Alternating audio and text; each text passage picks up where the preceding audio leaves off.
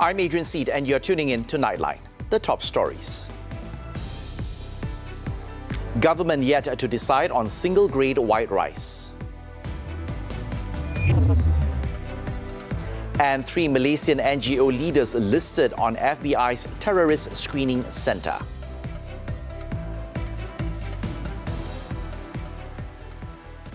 Thanks for joining us.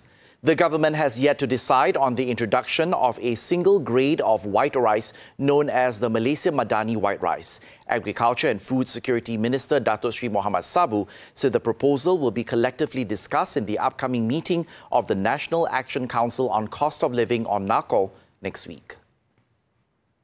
In a statement, he said any announcement or decision made must be in accordance with the Control of Paddy and Rice Act 1994, Act 522, and be communicated to the Cabinet.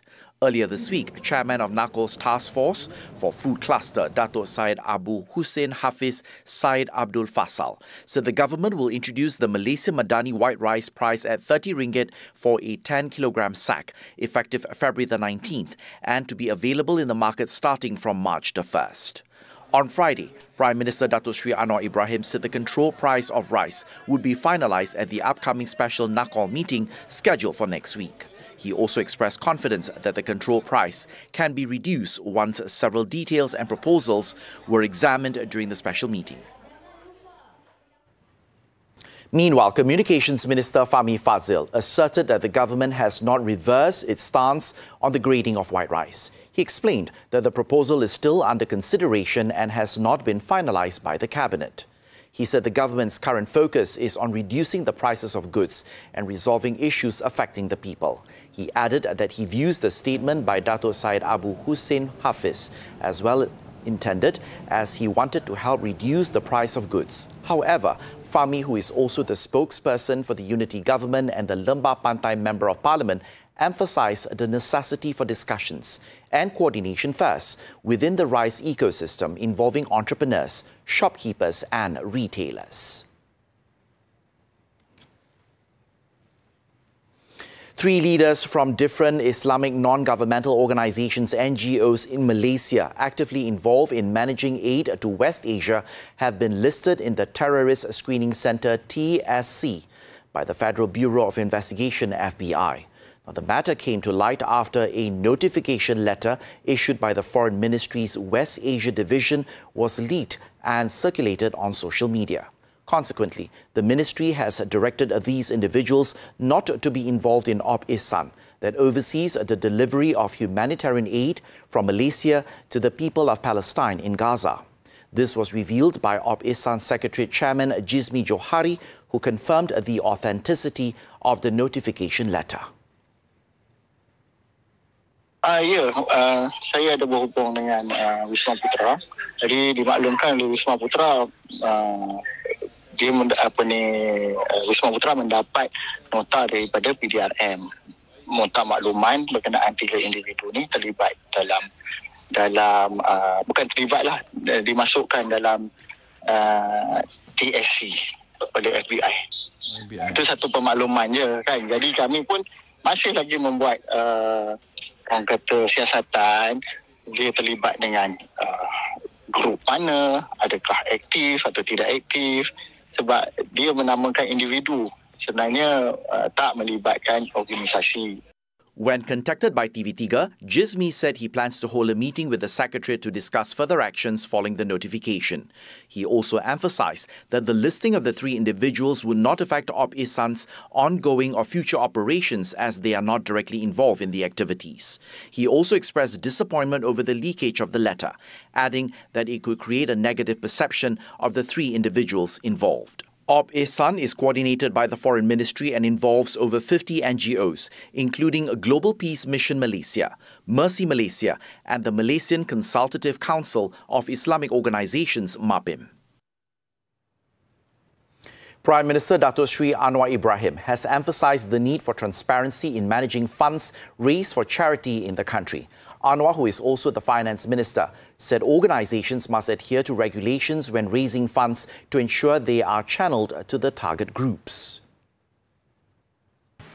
Dan mengapa untuk negara ini harus ada kesediaan merubah pandangan yang sekian lama terpahat di hati sanubari rakyat, termasuk isu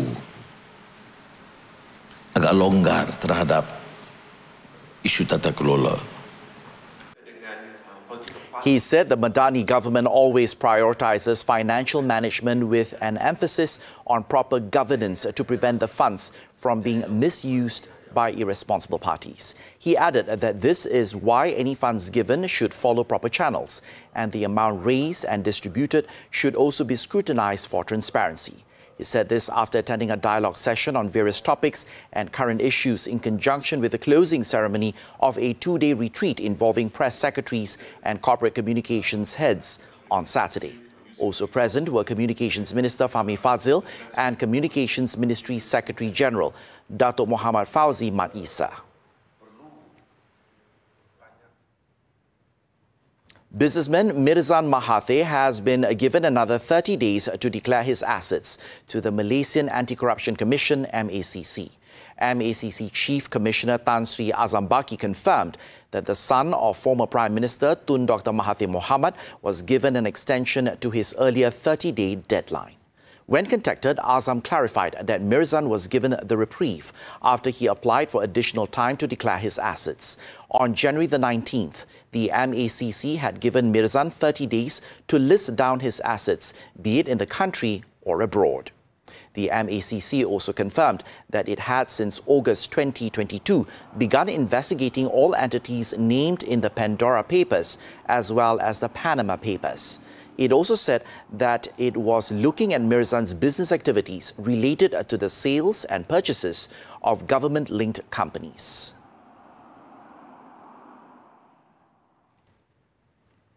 The Civil Aviation Authority of Malaysia, CAAM, has not received any grounding order from the manufacturer of the ill-fated aircraft that crashed in Kapar, Selangor on Tuesday. Its Chief Executive Officer, Datuk Captain Norazam Mahmud, also stood by the Transport Ministry's statement that the aircraft was airworthy when it was flying on the fateful day. According to Norazman, the aircraft involved in the accident had furnished CAAM with a valid certificate of registration, certificate of airworthiness and a valid flying license. As such, the approval was granted based on the valid documents required. He added that if a grounding order is based on commercial reasons between the manufacturer and distributor, there is no need to inform the authorities unless it is related to safety concerns. This comes after the aircraft's Italy-based manufacturer, Black Shape, on Friday claimed that the aircraft was taken into the air in flagrant and patent violation of a grounding order. In the incident, the two-seater BK-160 Gabriel light aircraft, operated by Air Adventure Flying Club, departed Subang Airport for a recreational flight at 1:28 p.m. on Tuesday. The aircraft last made contact with air traffic control at 1:35 p.m. and no distress calls were received before it crashed, resulting in the deaths of both the pilot and co-pilot. Prasarana Malaysia Berhad is seeking a compensation of 38 million ringgit from the developer and site owner of a hotel project, allegedly responsible for the disruption to the light rail transit LRT operations between Masjid Jame and Bandaraya stations. Transport Minister Anthony Loke said that the amount that will be claimed through legal proceedings includes the repair costs for the damages to the structures near the Bandaraya LRT station, as well as additional costs borne by Prasarana. Jumlah keseluruhan pampasan yang kita tuntut ialah 38 juta. 38 juta. Ini termasuk kos pembaikan dan juga kos yang perlu ditanggung oleh Prasarana kerana perlu menyediakan perkhidmatan bas pengantara. Lok said this at a media conference after overseeing the reopening of the Bandaraya LRT station in Kuala Lumpur on Saturday. He also said that the decision to initiate legal action only after completing all repair processes was made to ensure that service disruptions could be resolved as soon as possible. The affected stations have been closed for over a year since February 27th last year. The repair works, which began in March last year, were successfully completed in December. This was followed by several safety tests and compliance checks before the stations fully resumed operations on Saturday. Malaysia is on the right track to obtain the European Union or EU's green light in the near term for the recognition of the Malaysian Sustainable Palm Oil MSPO certification scheme. Deputy Prime Minister Datuk Sri Fadillah Yusof said with the MSPO being recognised by the EU, locally produced commodity products would not be required to be audited by them. Dia mengatakan EU representative tadi madahlah ada peluang yang agak baik untuk pertama sekali pekebun kecil akan terjaga. MSPO akan diiktiraf sebagai salah satu proses dalam auditing proses untuk EUDR itu sendiri. Jadi itu saya mengatakan memang kita mengharapkan perkara tersebut dan kita menunggu perkabaran yang baik ini daripada mereka nanti. Speaking to the media at a ceremony in Petrajaya, Sarawak on Saturday, Fadillah said that the EU leadership is expected to make the announcement by June at the latest. He added that the matter was shared during a brainstorming session with an EU delegation that has been in the States since last Wednesday for the launch of the Invest Sarawak and Business Day program. The government wants the MSPO to be recognised so that Malaysian smallholders are not marginalised following the implementation of the EU Deforestation Regulation EUDR. This comes following a mission to Brussels, Belgium, led by Fadillah in May last year to convey the stance of the Council of Palm Oil Producing Countries, CPOPC members, on the EUDR implementation. Britain to take action over Navalny's death. News from the front when we return.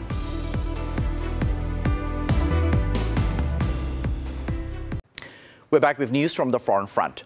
Britain will take action over the death in custody of Russian opposition leader Alexei Navalny, and it is calling on other countries to do the same.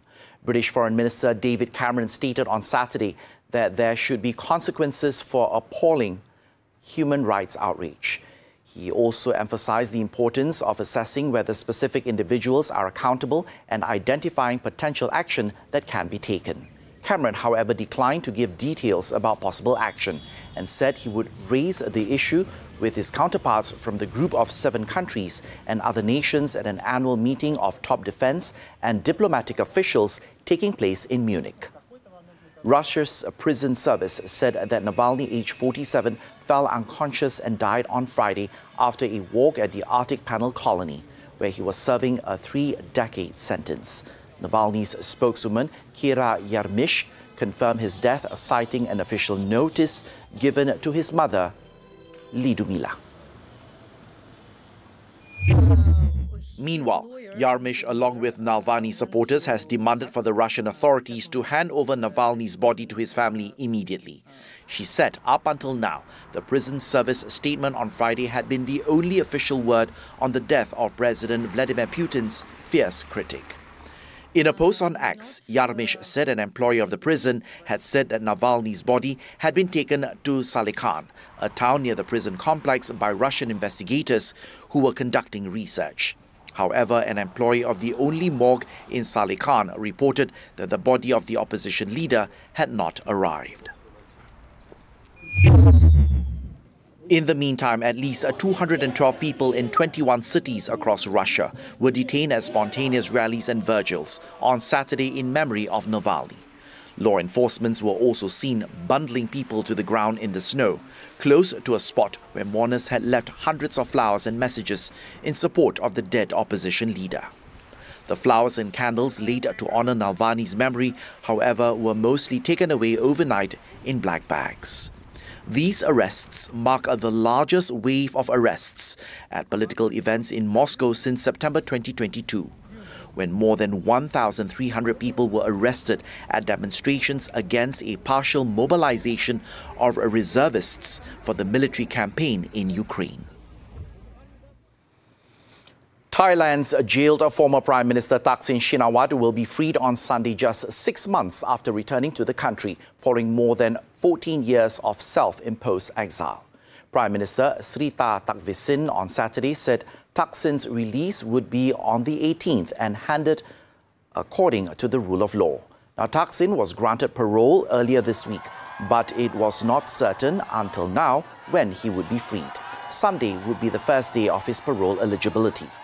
Justice Minister Tawi Sotsong said earlier this week that the 74-year-old Thaksin will be amongst 930 prisoners granted early release. However, Thaksin could still face further legal troubles as public prosecutors are considering charging him for insulting the monarchy during a 2015 media interview. The billionaire was jailed for 8 years on graft and abuse of power charges upon his return to Thailand in August of last year. His sentence was reduced to 1 year by King Maha Vajiralongkorn, and he was served 6 months in hospital detention due to an undisclosed health condition.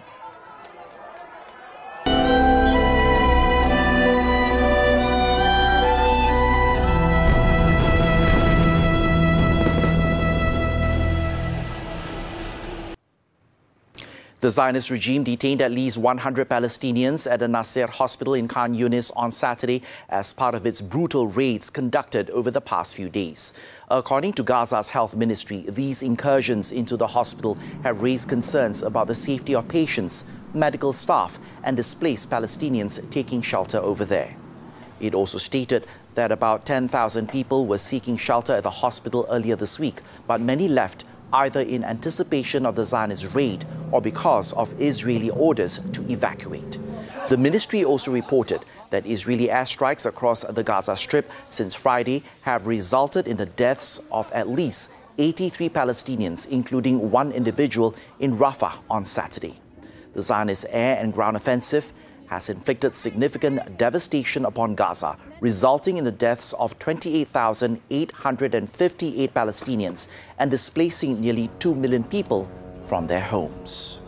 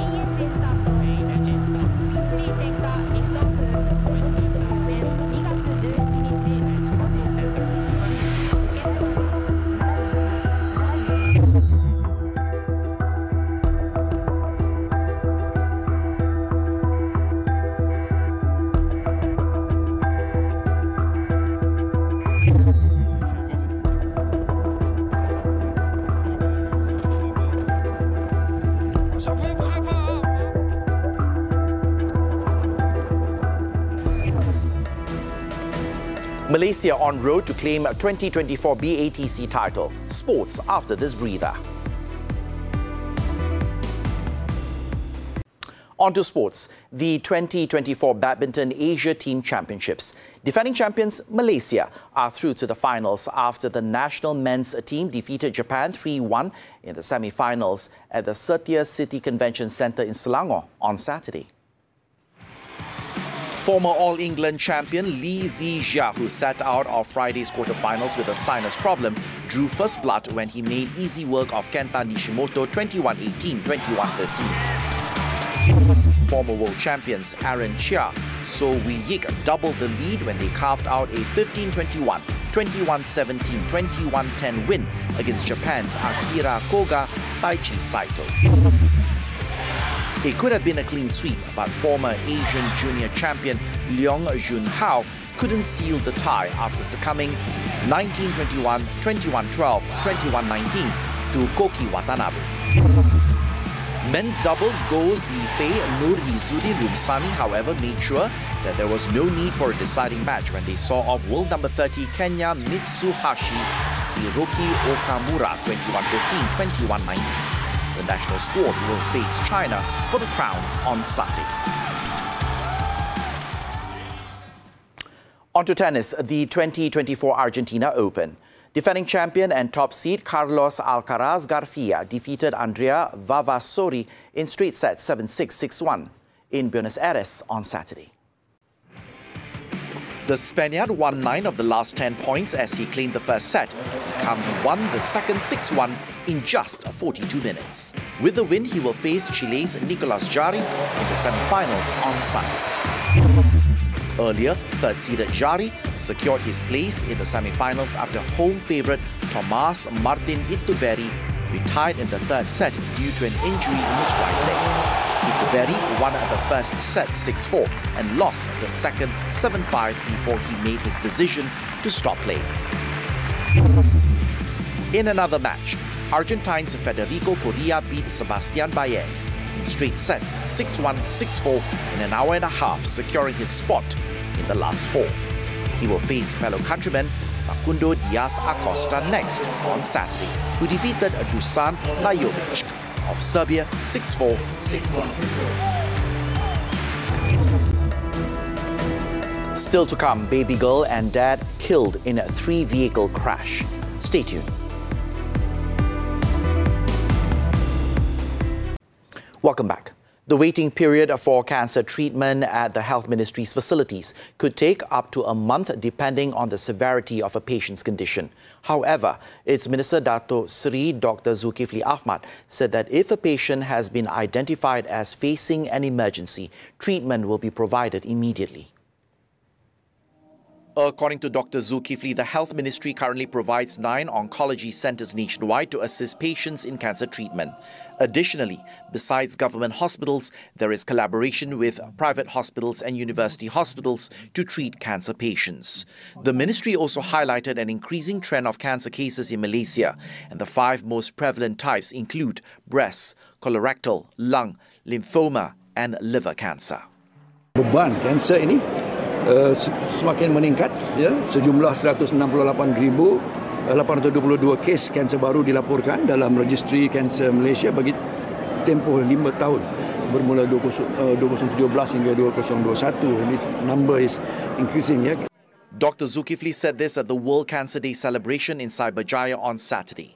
He pointed out that the ministry is constantly striving to ensure that every individual has the opportunity to access quality cancer care, regardless of their circumstances. He also urged collaboration between the government and various entities, including non-governmental organizations, to contribute to cancer care and offer support to patients.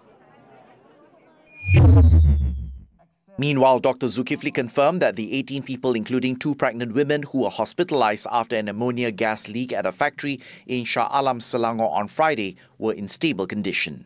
5 mangsa di Tengku Ishtar, Tengku Ampuan Rahimah, Kelang, 10 di Hospital Shah Alam dan 3 di Hospital Sungai Buloh, ya. Dan ya, keadaan semua ni mereka dalam keadaan stabil. Kalau ada pun bergejala didapati, ya, mereka juga bergejala, tapi gejalanya adalah selama 14 daripada gejala ringan seperti, ya, yang boleh dirawat sebagai pesakit luar, ya.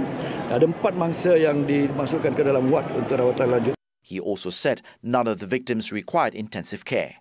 The Friday morning incident happened after a forklift collided with a valve of an ammonia tank at the factory. The valve was later shut off by the Fire and Rescue Department's Hazardous Materials HAZMAT team. It was reported that a total of 33 people suffered breathing difficulties after the leak. In Perak, a father and his 11-month-old baby girl were killed in an accident involving 3 vehicles in Ipoh on Saturday.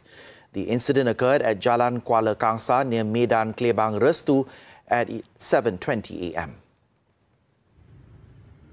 26-year-old Muhammad Fakrul Najmi Roslan, who was driving a Proton Saga, died on the spot, while his baby girl Naura Adlina was pronounced dead when receiving treatment at the Raja Permaisuri Bainon Hospital. District Police Chief Assistant Commissioner Yahya Hassan said that police received a report regarding the incident at 7:21 a.m. He added that the accident also involved a Mercedes-Benz and a Perodua Alza driven by a 36-year-old man and a 48-year-old man respectively. Initial investigations showed that the accident was believed to have happened after the Saga exited a junction to cross the road before being hit by the Mercedes that came from Sungai Siput and was heading towards Ipoh. The impact then caused the Saga to hit Alza. The case is being investigated under the Road Transport Act.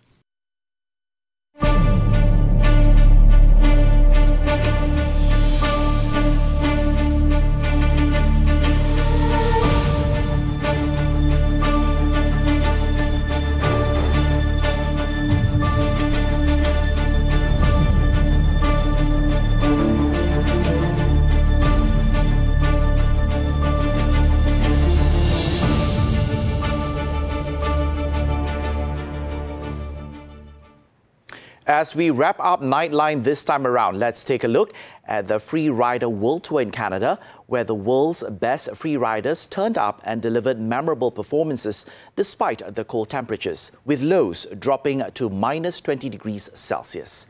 With that, I'm Adrian Seet. Thank you for tuning in and stay safe, Malaysia.